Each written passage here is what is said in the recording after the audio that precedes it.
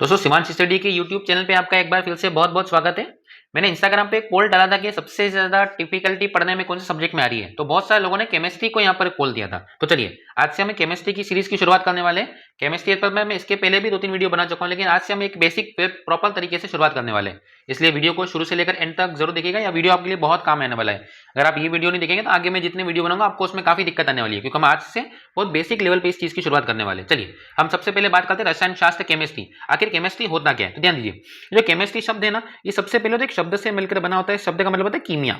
जी हाँ, केमिस्ट्री शब्द की जो उत्पत्ति है वो कीमिया शब्द से हुई है। ठीक है, अभी कीमिया का मतलब क्या होता है, तो कीमिया का मतलब होता है काली मिट्टी। जी हाँ, इस कीमिया शब्द का जो मतलब है वो क्या होता है, काली मिट्टी। एक्चुअल में ये जो कीमिया शब्द है वो प्रयोग किया जाता था मिस्र में। जी हाँ, ये जो केमिस्ट्री है इसकी शुरुआत मिस्र देश से ही मानी जाती है। अब ये काली मिट्टी को कैसे माना गया आपका, तो हुआ क्या, ये जो मिस्र में, आपने एक बात कभी गौर किया होगा कि मिस्र में बड़े बड़े पिरामिड बने होते हैं। ठीक है, और इन पिरामिडों में वो राजा महाराजा जो मर जाया करते थे उनकी मम्मी को यहाँ पर सेव रखा जाता था। ठीक है, और वो जो मम्मी होती थी उस पर एक प्रकार का लेप लगाकर, लेप लगाकर ऐसी पट्टी उस पर लपेटी जाती थी जिससे वो बॉडी कई सालों तक खराब नहीं होती थी। इसलिए उस जो लेप जो बनाया जाता था वो लेप काली मिट्टी को यूज करके बनाया जाता था। इसलिए वहीं से एक शब्द निकला कीमिया, और कीमिया से ही एक शब्द की शुरुआत हुई काई की, आपका केमिस्ट्री की। ठीक है, तो हमारा एक क्वेश्चन तो यहाँ से कनेक्ट हुआ कि जो केमिस्ट्री की शुरुआत है वो कौन से शब्द से होती है, कीमिया, जिसका शाब्दिक अर्थ किसको माना जाता है, काली मिट्टी को यहाँ पर माना जाता है। और जो रसायन की शुरुआत है वो किसके द्वारा की गई है, मिस्र देश के द्वारा यहाँ पर की गई। अब हम इसके अगर खोजकर्ता की बात करें, ये शुरुआत में इसका जनक किसको माना जाता है, तो लेवोइजियर। जी हाँ, केमिस्ट्री का जो जनक है वो लेवोइजियर को यहाँ पर माना जाता है। ध्यान दीजिए, काफी इंपॉर्टेंट रहेगा आपका, ये बेसिक बातें आपको स्टार्टिंग में पता होनी चाहिए। तो लेवोइजियर जो है वो केमिस्ट्री का क्या माना जाता है, जनक यहाँ पर माना जाता है। उसके बाद सबसे पहला रसायन शास्त्र का सबसे पहला जो नोबेल पुरस्कार दिया गया था वो दिया गया था 1901 में। हम केमिस्ट्री पढ़े तो हमको ये बात पता होनी चाहिए। तो रसायन शास्त्र का सबसे पहला जो नोबेल मिला था वो जेकोबस हेनरिकस को मिला था। जी हाँ, ये जो नोबेल है ये जेकोबस हेनरिकस को यहाँ पर दिया गया था। तो ये हमारे लिए एक और डेटा इंपॉर्टेंट है कि रसायन शास्त्र का पहला नोबेल 1901 में दिया गया था और जेकोबस हेनरिकस को दिया गया। अब यहाँ पे एक क्वेश्चन और इंपॉर्टेंट है कि भारत में रसायन शास्त्र के पिता कौन है। जैसे दुनिया में तो हमको पता है कि लेवोइजियर को बोला जाता है, लेकिन अगर हम बात करते हैं कि भारत के जो रसायन शास्त्र है उस रसायन शास्त्र के पिता किसे कहा जाता है, तो ये पीसी रॉय। पीसी रॉय का फुल फॉर्म हो जाएगा प्रफुल्ल चंद्र रॉय। जी हाँ, प्रफुल्ल चंद्र रॉय को भारत में केमिस्ट्री का क्या माना गया, जनक माना गया। तो प्रफुल्ल चंद्र रॉय को भारत में केमिस्ट्री का क्या माना गया, जनक। ये बहुत सी बेसिक सी बातें, जो इतनी बातें आपको एटलीस्ट में पता होनी चाहिए। अब चलिए हम हमारे सब्जेक्ट की शुरुआत करते हैं। इसमें सबसे पहला जो हम शब्द पढ़ेंगे वो शब्द होगा पदार्थ। हम आज इसी पदार्थ का क्लासिफिकेशन यहाँ पर करने वाले हैं। आज की वीडियो में हम पदार्थ क्या होता है, तत्व क्या होता है, यौगिक क्या होता है, मिश्रण क्या होता है, इन सबके बारे में डिटेल चर्चा करेंगे। वीडियो हो सकता है थोड़ी सी लंबी हो जाए, अगर एक पार्ट में कवर नहीं होगी तो हम इसको 2 पार्ट में यहाँ पर कवर करेंगे। लेकिन प्लीज वीडियो को शुरू से लेकर एंड तक जरूर देखिएगा, वरना बाद में आपको चीज समझ में नहीं आएगी। चलिए हम सबसे पहले शुरुआत करते हैं पदार्थ से। अगर पदार्थ होते हैं क्या है, तो पदार्थ की बहुत सिंपल सी डेफिनेशन है। संसार में वे सारे के सारे पदार्थ जो क्या घेरते हैं, स्थान घेरते हैं। बहुत सिंपल सी बात है। दुनिया के वो सारे पदार्थ जो क्या घेरते हैं, जो स्थान घेरते हैं, तथा जिनका कुछ ना कुछ क्या होता है, द्रव्यमान, वो सारे के सारे क्या कहलाएंगे, पदार्थ। दुनिया में लगभग हर चीज पदार्थ ही है, लेकिन कुछ चीजें ऐसी है जो पदार्थ नहीं है, जैसे कि ऊर्जा। जी हाँ, ऊर्जा पदार्थ की कैटेगरी में नहीं आएगी। जैसे कि प्रकाश, जो प्रकाश है वो एक प्रकार का क्या नहीं है, पदार्थ नहीं है, क्योंकि जो प्रकाश है वो किसी भी प्रकार का क्या नहीं घेरता, स्थान नहीं घेरता। तो जितनी भी ऊर्जा होती है, जितने भी प्रकाश है, वो एक प्रकार क्या नहीं है, पदार्थ नहीं है। बाकी दुनिया में लगभग 90% चीजें कहीं में आएगी, आपका पदार्थ की कैटेगरी में ही आएगी। तो इसलिए हमको सिंपल सी बात याद रखनी है कि वो चीजें जो क्या घेरती है, स्थान घेरती है, तथा जिसका कुछ ना कुछ द्रव्यमान होता है वो क्या कहलाएगी, आपका पदार्थ। तो इस पदार्थ को हमने 2 कैटेगरी में बांटा है। इसको ध्यान से सुनिएगा, यहीं से हम कॉन्सेप्ट की शुरुआत होती है। ये जो पदार्थ है हम इसको 2 कैटेगरी में बांटते हैं। ये 2 कैटेगरी कौन कौन सी हो जाएगी आपका, हम पहली कैटेगरी को नाम देंगे पदार्थ की भौतिक आधार पर। पदार्थ को हमने पहला भौतिक आधार पर बांटा, और इसी पदार्थ को हम दूसरा बांटते हैं किसके आधार पर, रासायनिक के आधार पर।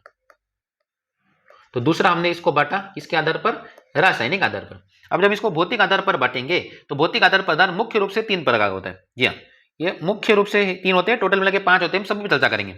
सबसे पहले आता है ठोस, दूसरे नंबर पे आता है द्रव, तीसरे नंबर पे आता है गैस। अच्छा, पदार्थ की चौथी अवस्था का आपने नाम सुना होगा। चौथी अवस्था किसको कहा जाता है, प्लाज्मा को कहा जाता है। और वहीं पदार्थ की जो 5वीं अवस्था है वो बॉस-आइंस्टीन का कंडेंसेट। जी हाँ, बॉस-आइंस्टीन का कंडेंसेट को यहाँ पर कहा जाता है। मैं बताऊंगा इसके बारे में आपको अच्छी डिटेल से हम चर्चा करेंगे। तो पदार्थ को भौतिक आधार पर मुख्य रूप से 3 अवस्था में और कुल रूप से 5 अवस्था में यहाँ पर बांटा गया। अब अगर अपन किसी को फिजिकल आधार पर बांटते हैं तो फिजिकल आधार पर इसको हमने 3 भागों में बांटा है। ये 3 भागों में से सबसे पहले तत्व आएगा, दूसरे नंबर पर हम इसको बोलेंगे यौगिक और तीसरे नंबर पे हम इसको नाम देंगे मिश्रण। तो पदार्थ की रासायनिक आधार पर हमने तत्व, यौगिक और मिश्रण। ठीक है। अब अगर हम तत्वों को फिर बांटते हैं तो तत्व फिर होते हैं कितने प्रकार के? 2 प्रकार के। हम इसको 3 प्रकार में बांट सकते हैं।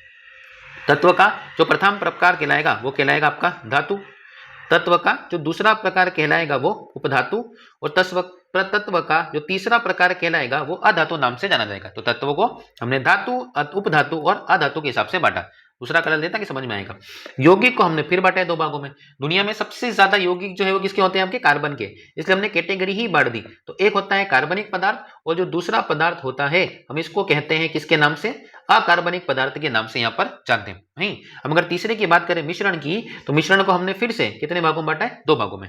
एक मिश्रण को हम सममांग मिश्रण के नाम से जानते हैं, एक मिश्रण को हम सममांग मिश्रण के नाम से जानेंगे, वहीं दूसरे मिश्रण को हम विषमांग मिश्रण के नाम से जानेंगे। तो ये जो मिश्रण कहलाएगा उसे हम विषमांग मिश्रण का नाम देंगे। तो एक हो जाएगा सममांग मिश्रण, एक हो जाएगा विषमांग। ये हो गया हमारा पूरा का पूरा क्लासिफिकेशन। अब इसी को हमको डिटेल से पढ़ना है। ध्यान दीजिए, मैंने पदार्थ की परिभाषा बताई आपको कि जो स्थान गिरता है तथा जिसका क्या होता है? द्रव्यमान। जितनी ऊर्जा होती है वो क्या, ऊर्जा प्रकाश जो होता है वो क्या नहीं होता? आपका पदार्थ नहीं होता। हमने इसको पहले किसके आधार पर बांटा? भौतिक आधार पर। भौतिक आधार पर पदार्थ को हमने 5 भागों में डिवाइड किया। एक होता है ठोस, एक होता है द्रव, एक होता है गैस, चौथा होता है प्लाज्मा, पांचवा होता है बोस-आइंस्टीन का कंडेंसेट। वहीं हमने रासायनिक आधार पर जब इसको बांटा तो रासायनिक आधार पर 3 भाग हो जाएंगे। कौन सा हो जाएगा? तत्व, दूसरा हो जाएगा यौगिक और तीसरा हो जाएगा मिश्रण। अब तत्व को हमने फिर बांटा 3 भागों में। तो तत्व में होता है धातु, अधातु और उपधातु। वहीं यौगिक को अगर बांटते हैं तो एक होता है कार्बनिक यौगिक, एक होता है अकार्बनिक। जिसमें कार्बन मिला हो वो कार्बनिक, कार्बन नहीं मिला हो क्या हो जाएगा? अकार्बनिक। और मिश्रण को हमने फिर से 2 कैटेगरी में बांटा, सममांग मिश्रण और विषमांग मिश्रण के नाम से जानते हैं। हम इसी को अब डिटेल से पढ़ने वाले, इसलिए चीजों को बहुत ही ध्यान से सुनिएगा। चलिए सबसे पहले शुरुआत करते हैं ठोस के बारे में। हमारा जो सबसे पहला टॉपिक है वो हो जाएगा आपका ठोस। अब चीजों को ध्यान से सुनिएगा, मैं एक चीज आपके लिए कनेक्ट करता हूं। देखिए ठोस जो होते हैं, ठोस वैसे पदार्थ हैं जिसका जो आकार होता है और साथ ही साथ जो आयतन होता है वो दोनों के दोनों हमेशा से क्या रहेगा? निश्चित रहेगा। ये दोनों कभी भी चेंज नहीं होगा, हमेशा निश्चित ही रहेगा। अब ये निश्चित रहेगा इसका मतलब क्या होता है? मान लीजिए एक पानी की बोतल है। अब ये पानी की जो बोतल है, आप इस पे कितना भी फोर्स लगा लीजिए, ये पानी की बोतल कभी भी अपना क्या नहीं बदलेगी? आकार नहीं बदलेगी। इसका मतलब इसका क्या निश्चित हो गया? आपका आकार। और दूसरा मैं बात करता हूं कि पानी की जो बोतल है वो कितने लीटर की है? 1 लीटर की है। अब आप कुछ भी कर लीजिए, ये 1 लीटर कभी नहीं बदलेगा। आप जब भी इस बोतल के अंदर पानी भरेंगे, पानी हमेशा कितना आएगा? 1 लीटर ही पानी आएगा। इस चीज को कहते हैं हम क्या? आयतन। अब जितने भी ठोस होते हैं और जितने भी क्या होते हैं? आयतन होते हैं। इन ठोस का ना तो कभी क्या बदलेगा? आकार बदलेगा, और ना ही कभी क्या बदलेगा? आयतन बदलेगा। मतलब ठोस का आकार और आयतन हमेशा से क्या होता है? निश्चित होता है। पहली बात तो ये ध्यान रखिएगा। दूसरा, हम जब भी किसके ऊपर? ठोस के ऊपर बल लगाएंगे तो बल लगाने के कारण ये अपने आकार बनाए रखने का गुण पा जाता है। मतलब हम इसको इस लाइन में कनेक्ट करें कि जो ठोस होता है उसमें अपने आकार को बनाए रखने का गुण होता है। बनाए, बाकी 2 में ये गुण नहीं होगा। बनाए रखने का गुण होता है, और इसीलिए ये बनाए रखने के गुण पाए जाने वाली कंडीशन को ही हम नगण्य संपीड़ितता गुण कहते हैं। इनके अंदर जो संपीड़ितता है, मतलब जो कंप्रेसिबिलिटी है, वो क्या होती है? आपका नगण्य। तो नगण्य संपीड़ितता का जो गुण है, नगण्य संपीड़ितता का गुण मतलब ये होता है कि आपके सामने अगर कोई बहुत ही सॉलिड चीज है, मान लो एक लोहे की बहुत बड़ी, और इस पे कितना भी बाह्य बल लगा लो, ये अपनी अवस्था में परिवर्तन नहीं करेगी। मतलब इसके अंदर जो कंप्रेसिबिलिटी मतलब मान लीजिए पानी की बोतल है आपने, उसमें बल लगाओगे तो पचक जाएगी वो, इसके अंदर कंप्रेसिबिलिटी हो चुकी है। लेकिन कभी भी ठोस के अंदर क्या नहीं होती? आपका कंप्रेसिबिलिटी यानी कि संपीड़ितता नहीं होती। तो ठोस में काय का गुण पाया जाता है? नगण्य संपीड़ितता का गुण पाया जाता है। तो एक हमारा सेकंड पॉइंट ये हो गया। पहला पॉइंट हमने पढ़ा कि ठोस का आकार और आयतन दोनों क्या होते हैं? निश्चित। दूसरा हमने ये पढ़ा कि ठोस के अंदर क्या होता है? आपका जो संपीड़ितता का गुण होता है वो बिल्कुल तरीके से क्या होता है? आपका नगण्य यहाँ पर माना जाता है। वहीं हम अगले पॉइंट की बात करें तो एक ठोस, दूसरा ठोस, तीसरा ठोस, चौथा ठोस, पांचवा ठोस, छठा ठोस, सातवां, इस तरीके से ठोस होते हैं। इनके मध्य, इन ठोस के मध्य जो आकर्षण बल होता है, 2 अणुओं के बीच लगने वाला बल। मान लीजिए एक ठोस का अणु ये है और एक ठोस का अणु है, इन दोनों ने एक दूसरे को बहुत ताकत से पकड़ा हुआ है, क्योंकि ठोस के अंदर खासियत ये होती है कि एक दूसरे के मध्य क्या होता है, आकर्षण बल बहुत ज्यादा होता है। तो इन दो अणुओं के मध्य काय का बल, जो आकर्षण बल का मान होता है वो सबसे ज्यादा होता है, सबसे ज्यादा होता है। तो हमको तीसरा पॉइंट यहां पर मिल गया। पहला पॉइंट, आकार और आयतन दोनों क्या होते हैं, निश्चित होते हैं। दूसरा, ठोस के अंदर बाह्य बल लगाने पर यह अपने आकार में परिवर्तन नहीं करता, अर्थात इसमें नगण्य संपीड़ितता पाई जाती है। और तीसरा, ठोस के अणुओं के मध्य कौन सा बल, जो आकर्षण बल का मान होता है, जो दो अणुओं के बीच होता है, वो मान क्या होता है, सबसे ज्यादा। ये मान द्रव में थोड़ा घट जाएगा और ये मान ठोस में बिल्कुल, एक गैस में ये बिल्कुल ही क्या कर जाएगा, बिल्कुल घट जाएगा। इसीलिए ठोस के अंदर आकर्षण बल का मान सबसे क्या होता है, ज्यादा। अब एक बात और डिस्कस करिएगा, तो ठोस दो प्रकार का होता है। पहला आएगा आपका क्रिस्टलीय ठोस, ध्यान से सुनिएगा, सारी चीजें इंपॉर्टेंट है, बहुत पढ़ने में आपको इंटरेस्ट आएगा। पहला क्रिस्टलीय ठोस के नाम से जानेंगे और दूसरा हम इसको अक्रिस्टलीय ठोस के नाम से जानेंगे, अक्रिस्टलीय ठोस के नाम से जानेंगे। अब दोनों की परिभाषा क्या है, ध्यान सुनिए। पहला, ऐसा ठोस जिसका हम आकार नहीं बदल सकते, जिसका निश्चित ज्यामिति आकार होती है, इसका जो आकार होता है वो हमेशा से एक निश्चित ज्यामिति आकार होता है, ज्यामिति आकार होता है। और इसके साथ एक पैरामीटर और है कि इनका जो गलनांक होता है वो गलनांक क्या होगा, आपका उच्च होगा। मतलब ऐसे ही अपना शेप नहीं लूज करेगा, वो कितना भी गर्म कर दो आपका, एक फिक्स तापमान पर जाकर ही अपना शेप लूज करेगा। इसलिए ऐसे ठोस को हम किसके नाम से जानते हैं, क्रिस्टलीय ठोस के नाम से जानते हैं। वहीं हम अगर अक्रिस्टलीय ठोस की बात करें तो इसका उल्टा कर दो, इसका उल्टा अगर आप कर दोगे तो ना तो इनका क्या होता है, आकार होता है, कोई भी निश्चित आकार नहीं होता। अक्रिस्टलीय ठोस जिनका कोई भी क्या नहीं होगा, निश्चित आकार नहीं होगा, और साथ ही इनका गलनांक भी जो है, इनका गलनांक भी क्या नहीं होता, निश्चित नहीं होता। ऐसे ठोस को हम अक्रिस्टलीय ठोस बोलेंगे। अक्रिस्टलीय ठोस का सबसे बढ़िया एग्जांपल दिखेगा आपको कांच। जी हाँ, जो कांच है वो एक प्रकार का कौन सा ठोस आ जाएगा, अक्रिस्टलीय ठोस के नाम से जानते हैं। तो आई होप आपको ठोस के बारे में सारे पॉइंट समझ में आ गए होंगे। आकार निश्चित होता है, आयतन निश्चित होता है। दूसरा पॉइंट हमने ये पढ़ा कि इस ठोस के अंदर अपने आकार को बनाए रखने का गुण पाया जाता है, जिसे हम नगण्य संपीड़ितता कहते हैं। क्वेश्चन पूछेंगे सबसे ज्यादा नगण्य संपीड़ितता किसमें होती है, तो कहीं में होती है, आपका ठोस के अंदर होती है। तीसरा, इसकी दो अणु होते हैं, इन दो अणुओं के बीच में जो बल है उस बल को हम कौन सा नाम देते हैं, आकर्षण बल। और आकर्षण बल का मान सबसे क्या होता है, ज्यादा होता है। गैस में थोड़ा घट जाएगा, द्रव में थोड़ा घट जाएगा, गैस में और भी ज्यादा घट जाएगा। अब ठोस कितने प्रकार के ठोस होते हैं, दो प्रकार के। पहला होता है कौन सा, क्रिस्टलीय ठोस, और दूसरा कौन सा होता है, अक्रिस्टलीय ठोस। क्रिस्टल ठोस जिसका आकार एकदम निश्चित होता है, फिक्स होता है, जैसे हीरा। हीरे को आप रख सकते हैं कहीं के अंदर, आपका क्रिस्टल के अंदर, क्योंकि हीरे का आकार कभी नहीं बदलेगा, हीरा हमेशा सेम रहेगा। इसलिए हीरा कहीं में आ जाएगा, आपका क्रिस्टलीय ठोस में आ जाएगा। और इसका गलनांक हमेशा क्या होता है, उच्च। हीरा ऐसे ही नहीं पिघलेगा, बहुत तापमान लगता है हीरे को।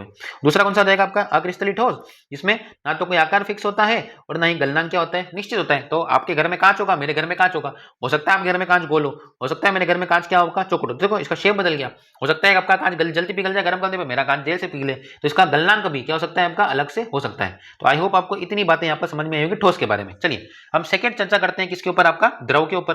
ठोस के बाद जो हमने फिजिकल फॉर्म में बांटा था उसमें दूसरे नंबर पे का नाम किसका था, द्रव का था। अब सेम पैरामीटर पे हमको बात करनी है, जिसकी बात अपने ठोस में करी थी। अब जो द्रव होता है उसका एक तो क्या फिक्स नहीं होगा, आकार निश्चित नहीं होगा। जी हाँ, ठोस का जो आकार तो निश्चित था, लेकिन द्रव का आकार निश्चित नहीं होता है। अच्छा, आकार तो निश्चित नहीं होता है, लेकिन इसका आयतन जो है वो हमेशा क्या रहेगा, निश्चित रहेगा। इसका आयतन हमेशा निश्चित रहेगा। अब इन दोनों में एक डिफरेंस मैं बताता हूं आपको, अच्छे से एक्सप्लेन करके। देखिए, मान लीजिए एक मेरे पास पानी की बोतल है, ठीक है, एक मेरे पास पानी का ये लोटा है, एक मेरे पास पानी की ग्लास है, ठीक है। अब मान लीजिए मैं पानी को इस पानी की बोतल में भरता हूं, तो पानी की बोतल में भरूंगा तो पानी का शेप पानी की बोतल क्या कर हो जाएगा। और मान लीजिए पानी की जो क्वांटिटी है वो 1 लीटर है, बराबर। अब इसी पानी को मैंने इस लोटी में डाल दिया, लोटे के अंदर ही पानी पूरा आ गया, लेकिन पानी का शेप बदल गया, पानी किस का हो जाएगा, लोटे का आकार का हो जाएगा, लेकिन पानी क्वांटिटी वही रहेगी, पानी कितना रहेगा, 1 लीटर ही रहेगा। वही मैंने पानी को ग्लास में डाल दिया अगर मान लीजिए, तो ये ग्लास के शेप का हो जाएगा, लेकिन फिर भी ये अपनी क्वांटिटी नहीं बदलेगा, ये फिर भी कितना माना जाएगा, 1 लीटर ही माना जाएगा। इसे ही हम क्या कहते हैं कि जो द्रव होता है इसका आकार तो हमेशा से निश्चित है, लेकिन इसका क्या निश्चित नहीं है, आयतन निश्चित नहीं होता। आई होप आपको ये सारी बातें समझ में आई होगी। अब दूसरा बात इसी तरीके से कनेक्ट करते हैं इसको, हमका जो द्रव होते हैं, वो जो द्रव होते हैं इनके मध्य जो आकर्षण बल है वो ठोस की अपेक्षा तो क्या रहेगा, कम, लेकिन द्रव की अपेक्षा क्या रहेगा, ज्यादा।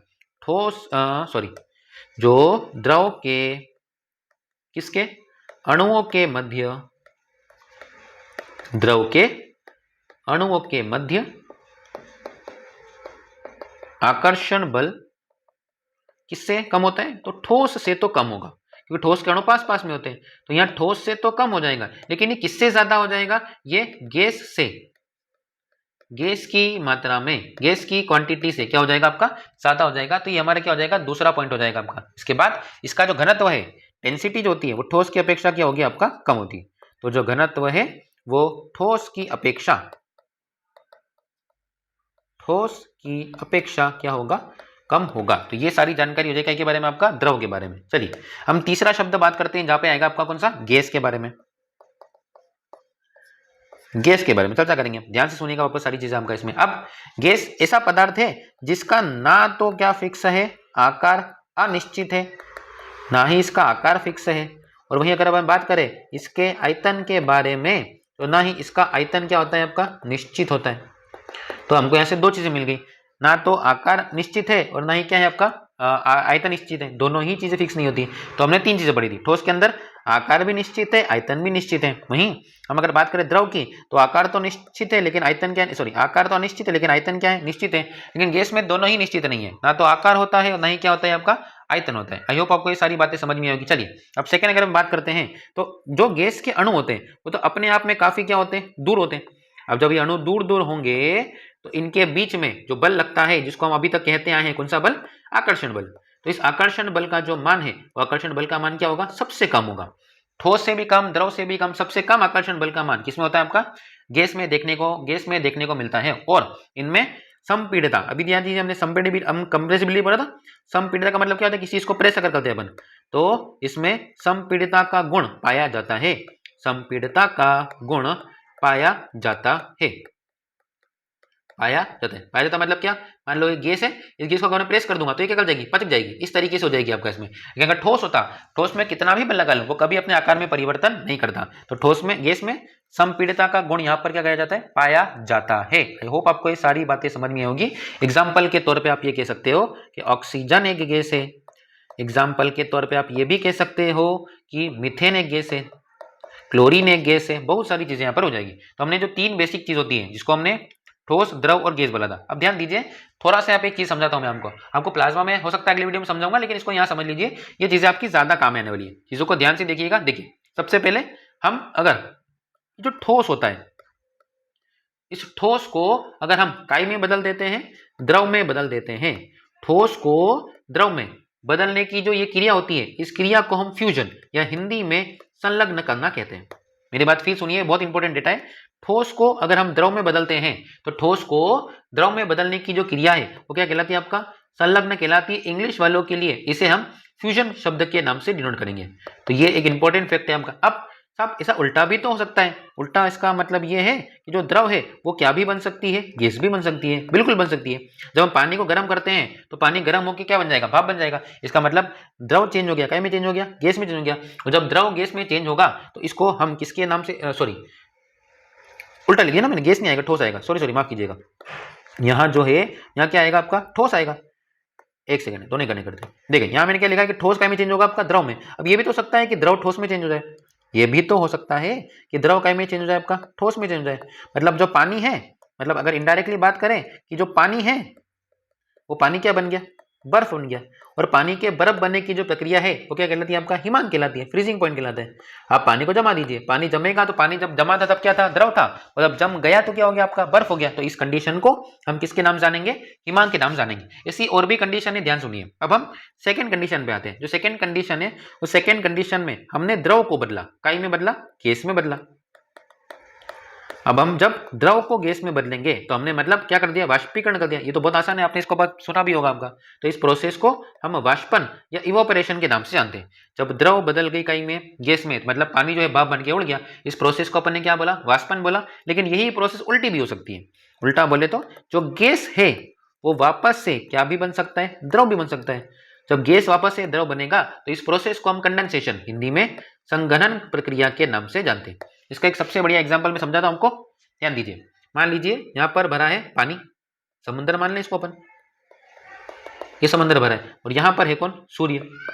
अब सूर्य की जैसे ही गर्मी पड़ी तो सूर्य की गर्मी पड़ने से सारा पानी कहाँ पर, बादलों के पास भाप बन के उड़ गया।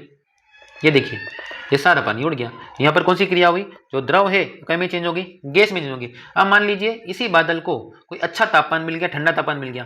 तो ठंडा तापमान मिलेगा तो यही जो गैस है ये वापस कहीं बदल जाएगी, वर्षा की बूंदों के रूप में बरस जाएगी और वापस नीचे आ जाएगी। तो अब यहाँ पर जो प्रोसेस हुई है वो क्या कहलाएगी, आपका संघनन के नाम से जानी जाएगी। तो आई होप आपको ये दोनों बातें समझ में आई होगी। अब एक तीसरा केस भी तो बन सकता है साहब, और तीसरे केस में क्या होगा, जब ठोस सीधे सीधे के सीधे गैस में चेंज हो जाए, द्रव में चेंज हो ही ना, तो ये जो प्रोसेस कहलाती है, इस प्रोसेस को हम ऊर्ध्वापातन के नाम से जानते हैं। ये पॉइंट बहुत ही ज्यादा इंपॉर्टेंट है, इसको ध्यान से याद दीजिएगा। इस प्रोसेस को हम ऊर्ध्वापातन के नाम से जानेंगे। और अगर यही प्रोसेस उल्टी हो जाती है, उल्टी बोले तो जब गैस चेंज होकर वापस से क्या बन जाएगी, ठोस बन जाएगी, तो ये जो प्रोसेस कहलाएगी, इस प्रोसेस को हम सब्लिमेशन, सब्लिमेशन तो ऊर्ध्वापातन को बोलते हैं इंग्लिश में, और इसे हम निक्षेपण के नाम से जानेंगे। इस प्रोसेस को निक्षेपण कहा जाएगा जब गैस का में चेंज होगी आपका ठोस में।